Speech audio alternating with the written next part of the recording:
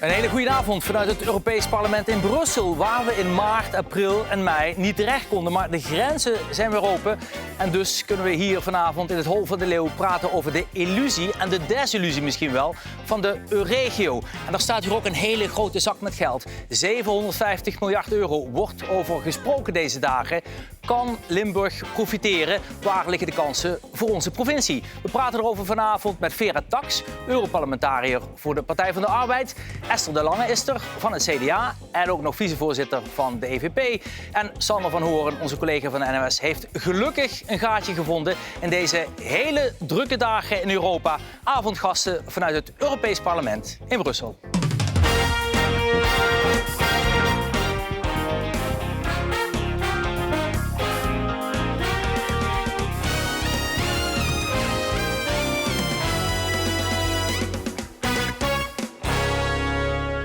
Goedenavond. Na 3 maanden dus gaan de Europese grenzen weer open. Een onwerkelijke ervaring, want zo lang was het reizen zonder grenzen zo vanzelfsprekend. Zeker in Limburg, waar we met 351 kilometer grens 3 keer zoveel grens hebben dan met het buitenland, dan met de Nederlandse provincies. En die blijdschap, de opluchting eigenlijk, die was dan ook heel groot deze dagen. Ik zag echt de trillen. Oh, heb ik jou gemist, schat? Ik mag je niet van vol knuffelen. Ja, 2 zussen die elkaar na lange tijd weer zien. Opluchting dus, maar ook verontwaardiging over de verschillen in de aanpak. En verbazing dat de banden in de Euregio toch zo fragiel bleken. Vera Tax is er uit Venlo. Mevrouw Tax, heel fijn dat u er bent. Hoe moet dat nu dadelijk met de tweede golf? Gaan de grenzen dan weer zo rigide op slot? Ja, nou, ik ben nog niet bezig met de tweede golf. Laten we vooral hopen dat dat niet gebeurt, dat die niet komt.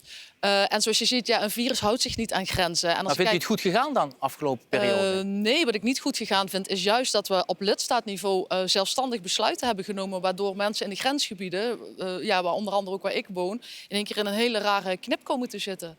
En als je kijkt, in Venlo bijvoorbeeld waren de grenzen wel open met Duitsland. Ja, iedereen houdt zich daar wel aan. Als je zegt, het is beter niet om naar het buitenland te gaan, dan doe je dat niet. Maar als het noodzaker is dat je het wel kan doen, is wel zo prettig, ja. Ja, maar er is toch veel kapot gegaan eigenlijk, hè? Je ziet het aan het sentiment een beetje. Dat met name het wantrouwen aan de kant van België veel groter is geworden. Had dat voorkomen kunnen worden? Had er iemand kunnen opkomen voor die Euregio? Nee, ik denk niet dat je dit had kunnen voorkomen. Want we zijn natuurlijk al meer dan 35 jaar zijn we gewend aan dat we zomaar de grens over kunnen. Dat vinden we het normaal. Deze crisis, dit virus heeft niemand zien aankomen. Dus dat er dan op de paniekknop wordt geduwd en dit soort besluiten worden genomen, dat vind ik niet heel gek. De vraag is wel, wat leer je ervan en wat kun je de volgende keer beter doen? Ja, Esther de Lange van de CDA, u heeft een oma in Hoogstaten, in Geleen, Sittard. Maar goed dat die niet in België zat, had u er heel lang niet meer kunnen zien. Nou ja, ik kon haar sowieso niet van dichtbij zien, want Hoogstaten was heel erg lang dicht. Hè? Er mochten geen bezoekers in. Nu mag het wel weer. Ben ik ongelooflijk blij om dat iemand die ver in de 90 is, wel de kinderen, de kleinkinderen kan zien. En ik vind wel dat we al met die tweede golf moeten bezig zijn. Want in februari trokken wij al met een aantal Europarlementariërs aan de bel. Hè? Toen hadden we nog geen gevallen in Nederland, in Europa. Maar je zag wel wat er aan de hand was in China. En toen zeiden we al, alsjeblieft, trek nou 1 lijn als het gaat om de buitengrenzen. Mogen Chinese vluchten nog Europa in? Ja, iedereen deed maar wat hij dacht dat goed was. En daar zat niet 1 lijn in. En ik vind dat we eigenlijk een soort protocol, net zoals ziekenhuizen aan een protocol werken voor die volgende golf die misschien komt, moet zeker in de Euregio, zeker Europa, een protocol hebben van hoe gaan we met die grenzen om en met 1 lijn trekken in de maatregelen. Ja, in Duitsland heb je bijvoorbeeld de Länder, hè, die gaan ook zelf over het gezondheidsbeleid, maar er is wel een coördinatie vanuit het federale landelijke niveau. Denkt u aan zo'n constructie?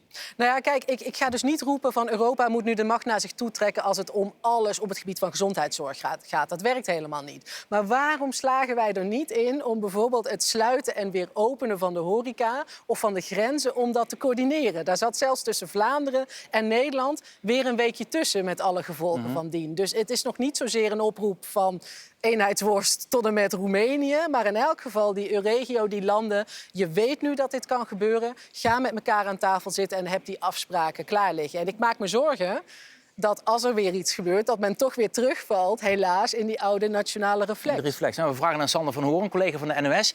U weet hoe de hazen lopen hier.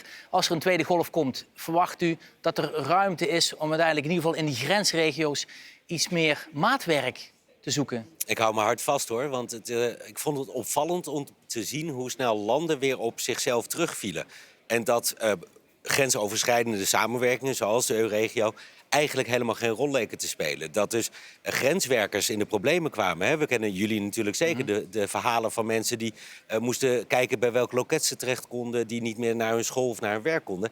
Het speelde allemaal geen rol. En essentieel is dat gezondheidszorg, maar ook de landsgrenzen, dat is een nationale competentie. Dus daar gaan de landen zelf over. En dan kan de Europese Unie wel zeggen dat ze dat willen coördineren. Hebben ze ook geprobeerd.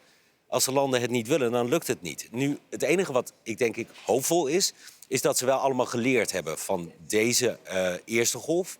En dat de hoop is dat de lockdown minder erg kan zijn. Dat je dat veel slimmer en gerichter kunt doen. En dat er dus misschien ook grenzen open kunnen blijven. Maar ja, garantie tot aan de voordeur. Echt waar. Wat wel hielp natuurlijk, waar Europa zeker heeft kunnen helpen... en dat kwam door die noodzaak die we hadden aan dat medicatie die grenzen overkomt... dat onze voedselvoorraden aangevuld zouden blijven. Dus we hebben die green lanes gemaakt, waar het ging over vrachtvervoer. Dat vrachtwagenchauffeurs toch al na een tijdje wel die grenzen over mochten. Ja. Dus daar hadden lidstaten dan snel genoeg op die noodzakelijke zaken... Oké, het kan, maar als Europa meer willen coördineren... in het geval van een tweede golf... ja, dan zullen de lidstaten daar ook akkoord op moeten gaan. Maar toch zei David Jonge, de bestuursvoorzitter van Zuiderland... die zei in de tijd dat hij geen mondkapjes zou krijgen... zei het klopt wel, hè? We hebben een probleem met China. Daar is die productie die is gestokt.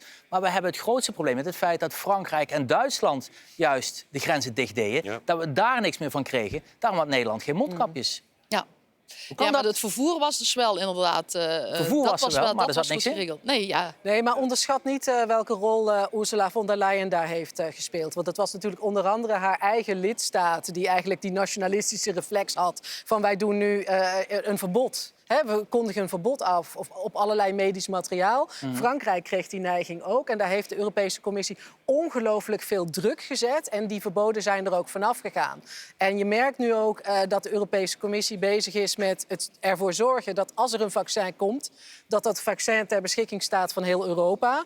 Maar ook van de rest van de wereld. Trump is iemand die zegt, zelfs als hij er geen recht op heeft van... Dat is allemaal voor mij. En ik ben er wel trots op dat de Europese Unie toch probeert... te coördineren voor de Europeanen. Maar ook zegt, wij hebben er alle belang bij... dat wij ook Afrika helpen om toegang te hebben tot maar er is helemaal niks te coördineren. Want volgens mij hebben Frankrijk, Italië, Duitsland en Nederland... het vaccin gekocht. Ja, maar ik denk dat daar een tweestrijd wordt gecreëerd die er niet is. Als ik kijk naar waar onder andere het ministerie van Volksgezondheid in Nederland mee bezig is... met die 3 andere landen. En als ik vervolgens kijk wat de Europese Commissie opschrijft... dat ze willen doen aan coördinatie... ja, dan doet Nederland eigenlijk precies wat de Europese Commissie vandaag presenteert. Maar Nederland doet het. Ja, maar ze schrijven ook heel erg duidelijk van... wij willen alle 27 landen aan tafel. Maar wij weten ook dat sommige ministeries van Volksgezondheid... meer ervaring hebben met dit soort inkoopprocessen dan anderen. En we willen dus eigenlijk een soort kopgroepje maken. Een soort steering committee van landen, van ambtenaren, van experts... die dit goed kunnen. Maar zegt u nu dat de Europese Commissie dit eigenlijk een heel goed initiatief vindt... dat die 4... de kop hebben genomen? Weet je, achter de schermen is er gewoon contact geweest... ook tussen het ministerie in Nederland en de Europese Commissie hier. Je bestelt als Nederland ook geen 300 miljoen of 400 miljoen vaccins alleen voor jezelf. Dat doe je voor die 450 miljoen Europeanen die hier rondlopen. Ja, maar dan kom je er niet. Die rekensom die klopt niet. Dat was een protest voor de bühne dan, dat we gehoord hebben afgelopen dagen. Nee, ik denk dat er wel degelijk wat vrevel was... omdat er nog altijd onduidelijkheid is. Is dit inderdaad wat de Europese Unie wil? Kopgroepjes van landen? Deze 4 die dan voor de hele Unie dat vaccin kopen. Dan had je er om te beginnen meer moeten kopen. Hè? Want 400 miljoen is dan niet genoeg. Het is nog maar de eerste, hè? Maar had dat dan... Dan had je het later kunnen presenteren... en onder de paraplu van die Europese Unie kunnen laten vallen. Want het probleem blijft nu toch weer... dat ook al is het heel erg nobel... en ik geloof dat oprecht, hè, dat ze dat over de hele Unie... en misschien ook wel daarbuiten willen uitrollen... als dit vaccin blijkt te werken, moet nog maar even blijken. Maar het straalt weer uit dat de Europese Commissie met iets komt... wat eigenlijk te laat is... wat eigenlijk al door lidstaten gedaan is. En dat is iets wat we die hele crisis door hebben gezien. Maar er was natuurlijk eenzelfde ontwikkeling bij het kopen van medicijnen, beschermingsmiddelen. Hè, dat ze ook zeiden van goed, laat dat de ziekenhuizen doen. Want de centrale coördinatie, die hebben eigenlijk de ervaring niet. Dus dan gaat dat mis.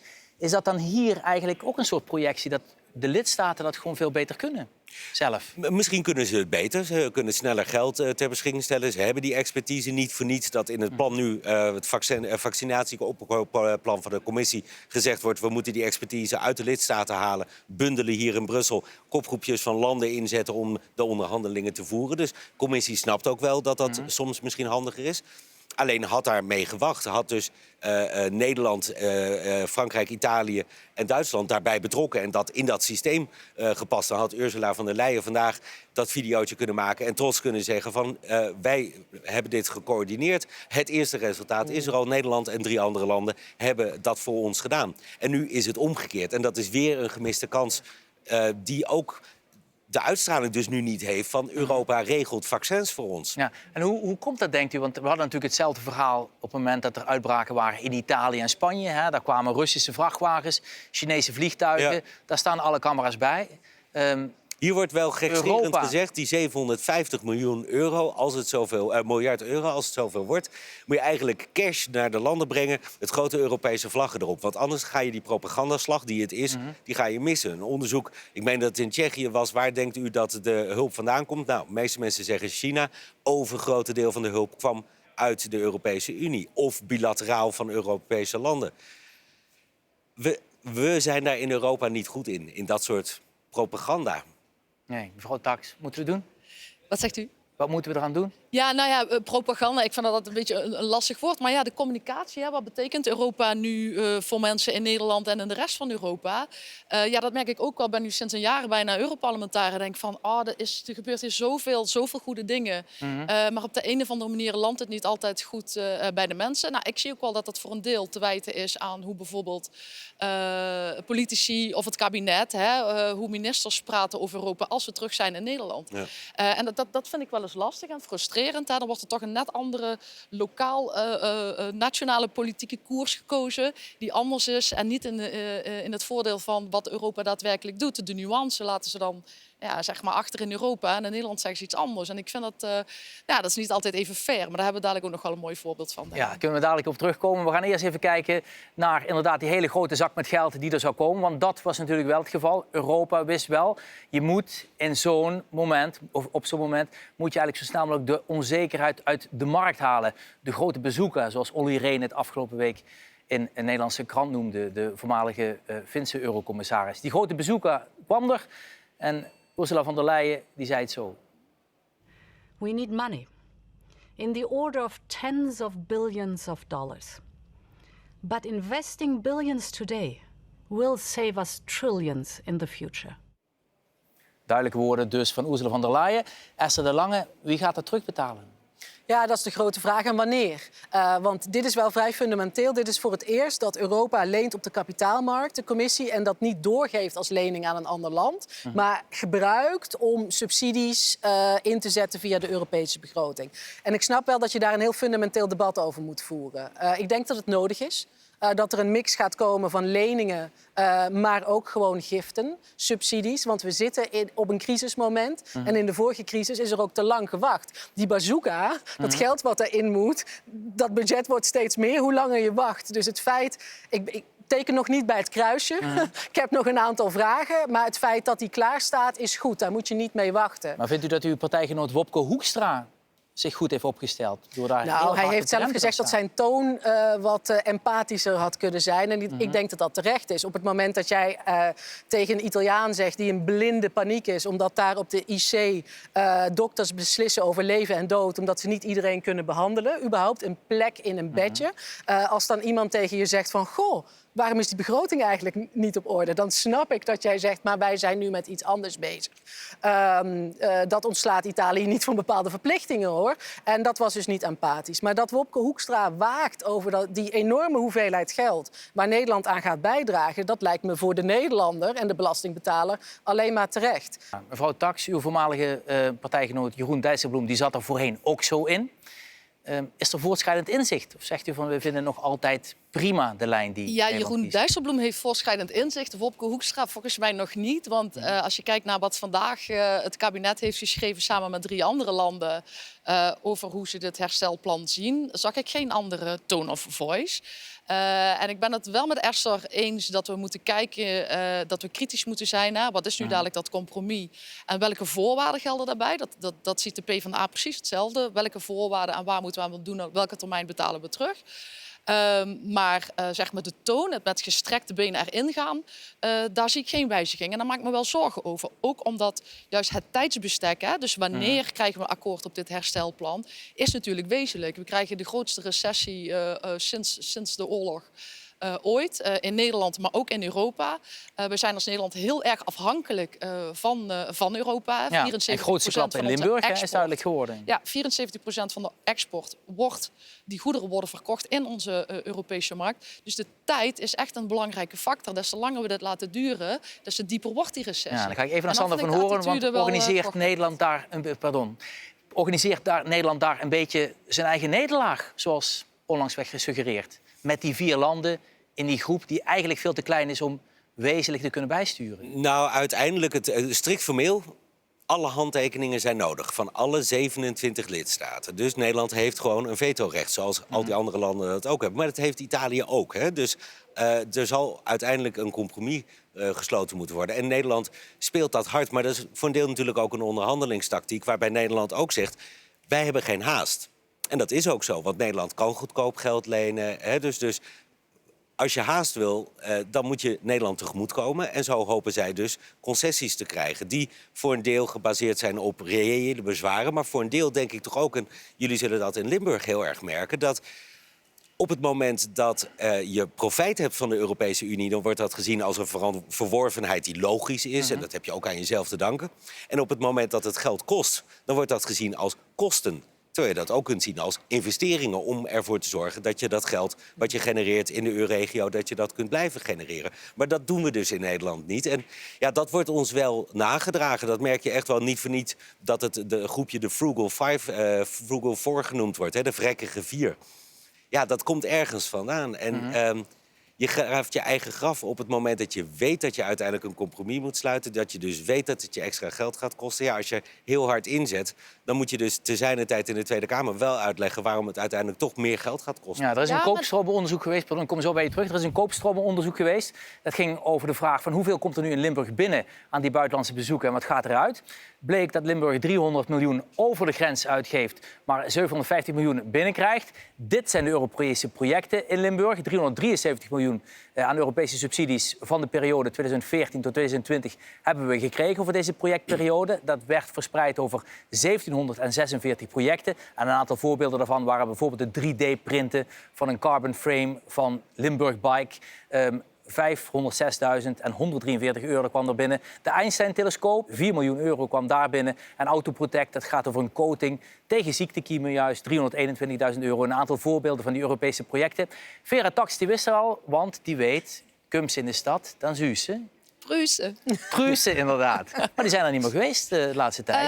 Nou, de laatste tijd weer wel. Hè. Ook in Roermond, hè, bij de outlet. Ook omdat we hier, niet in Brussel natuurlijk, maar in Venlo en Noord-Limburg, heel Limburg koopzondagen hebben. Wat in Duitsland niet het geval is.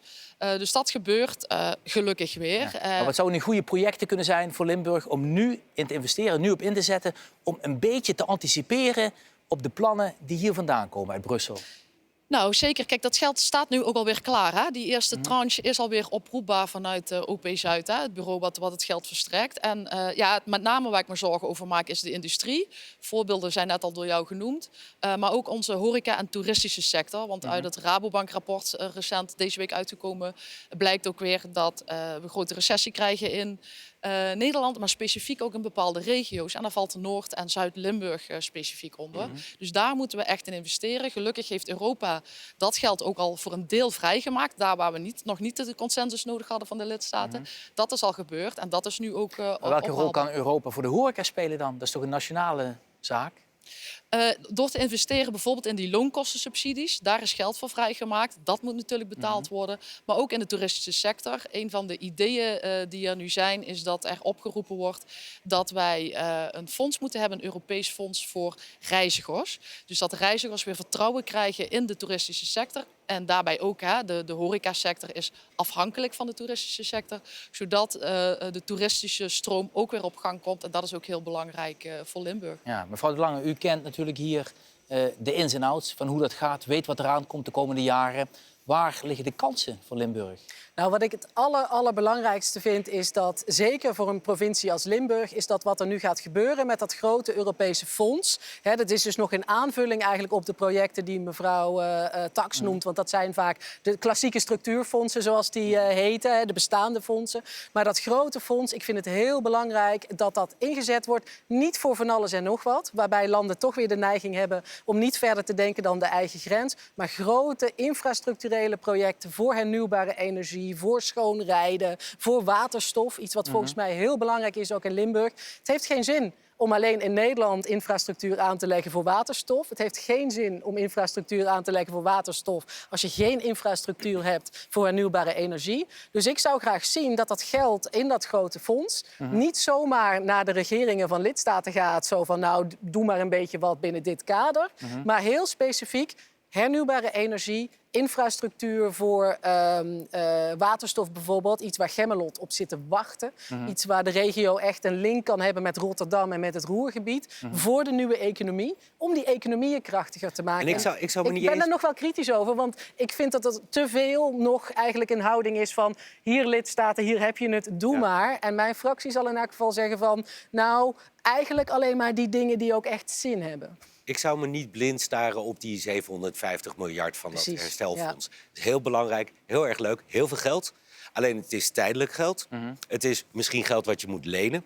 En het is geld wat, de verdeelsleutel die staat nog ter discussie, maar zal vooral naar de zuidelijke lidstaten gaan. Je hebt een veel grotere pot met geld, 1,1 triljoen. Dat is gewoon de reguliere begroting. Die wordt groener, die wordt digitaler. En daar valt dus heel veel te halen. Op het moment dat je inderdaad, wat Esther de Lange zegt, ook nog het kruisje kunt zetten bij grensoverschrijdend, dan heb je daar dus enorm veel kansen om geld en subsidies van aan te halen. Ja. Dus als het groen is, als het digitaal is, als het grensoverschrijdend is, ideaal dus eigenlijk in Limburg. En ik zou daar echt daarop inzetten. Als je zeker, dat is die transitie naar zeg maar de nieuwe economie, de duurzame economie, waar Europa ook voorop wil lopen. En daar ligt bijvoorbeeld heel duidelijk een kans ook voor VDL, waar veel mensen werken, waar ze nu nog klassieke auto's en motoren maken. Maar je wilt de transitie maken naar veel meer elektrisch en ook elektrische bussen doet VDL. Maar mensen in Spekhols rijden, die kijken nu, die komen bij de buren in Duitsland en die zien daar, je krijgt een subsidie voor een gasaansluiting. En zij zelf moeten van het gas af. Ja. Dus ze denken, ja, waar is Europa dan bij dit soort beleidsmaatregelen die op 2 vierkante kilometer verschillen? Ja, die zijn ook verschillend. En dat is natuurlijk omdat je als land al op verschillende zaken hebt ingezet.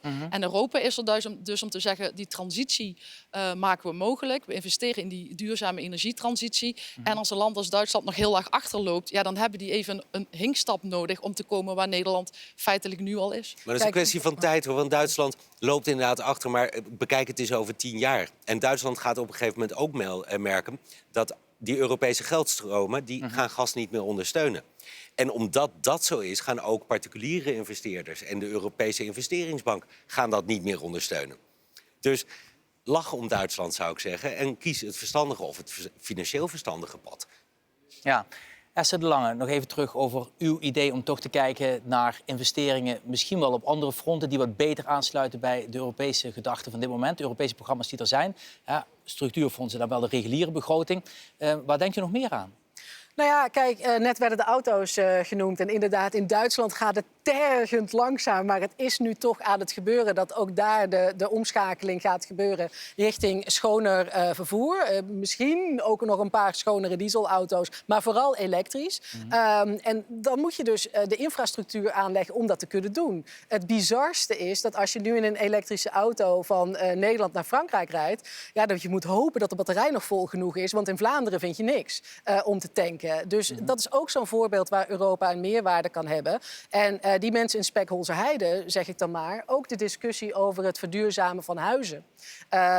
Daar is een enorme winst te behalen voor het klimaat, maar ook voor je portemonnee. Als jij nu in een woning woont met een categorie F, oude woning, enkele wanden, enkel glas, dan ga je meer geld kwijt zijn aan stookkosten, ga zo maar door. Ja. Op het moment dat je met een goedkopere EIB-lening of met een subsidie voor een woningbouwcoöperatie kan zorgen dat die woningen beter zijn qua energie vasthouden, dan is dat goed voor de portemonnee en dan is dat goed voor ons klimaat. En dat is iets waar Europa iets aan wil doen, zowel in Spekholzerheide als net over de grens. Maar dat aan is dus mooi, Duitse dat doet de provincie Limburg al. Hè? Ja, Daar is die klopt. subsidieregeling met de EIB. Dat is gewoon prachtig. Wat dat betreft is provincie Limburg weet ook wel heel goed. Ja, Noord-Limburg natuurlijk in uw regio een paar prachtige projecten nog met Noord-Rijn-Westfalen. Onder andere over de landbouw, hè, met drones. Ja. Denkt u dat daar nog veel groei, veel potentie in zit? Ja, zeker. Als je het hebt vanuit Europa heb je de farm-to-fork strategy. Hè? Dus dat is de strategie om te zorgen dat we beter zijn voor mens, milieu en het welzijn ook van dieren. Om het allemaal wat dichter, om de lijntjes wat korter te houden, allemaal wat dichter bij huis te houden. Ja, Het is meer, hè? wat zeg je? Het is meer dan dat, hè? Maar dat wilde ik Maar net dat zeggen, vertellen. hebben we dat, zeker vanuit Noord-Limburg, hè, dat is de agribusiness een grote tak van sport. Heel belangrijk, daar gebeurt de innovatie. Dus daar zijn ook dit soort investeringen van groot belang. Alhoewel ik het ook belangrijk vind, toch ook voor op het niveau van de kleine teler. Recent ben ik op bezoek geweest in Zuid-Limburg, in Margraten, bij de fruitveiling. En dan zie je gewoon dat, zeg maar, door onze mondiale markt eigenlijk de grote opererende supermarkten ervoor zorgen dat de voordelen van biologisch telen in ieder geval niet in het voordeel zijn van de teler. En ik Nu vind nog dat een we daar eerlijke ook prijs- en echt- verdienmodel. Daar moeten we ook echt als Europa iets aan Dat is gaan. nog een vraagteken of dat er gaat komen. Daar moeten wij echt op samenwerken. Want al deze plannen zijn vaak een meerkost voor de boer of voor de ondernemer. Ja. En op het moment dat dat niet gereflecteerd wordt in een eerlijke prijs, dan gebeurt het niet. Of in Chinese bussen in plaats van VDL-bussen voor het duurzame openbaar vervoer. Dan gaat het niet lukken. Dus we moeten er wel nog voor zorgen dat onze Europese producenten, onze Limburgse producenten ook kunnen bijdragen aan die nieuwe economie. Ja, daar kunnen we elkaar in ieder geval vinden. Ik ga jullie hartstikke bedanken Oké. voor je komst. Esther de Lange, Vera Tak, Sander, dank je wel. Tot zover deze aflevering vanavond. Gast vanuit het Europees Parlement. Morgen zijn we er weer. Dan praten we met Fijke Siebesma en met Marion Koopmans. En dan gaat het opnieuw over de situatie rond corona in Limburg. Spannend. Het vaccin, hebben we gehoord, hier in Europa is misschien onderweg. Ik wens u een hele fijne avond. Goede gezondheid. Dag.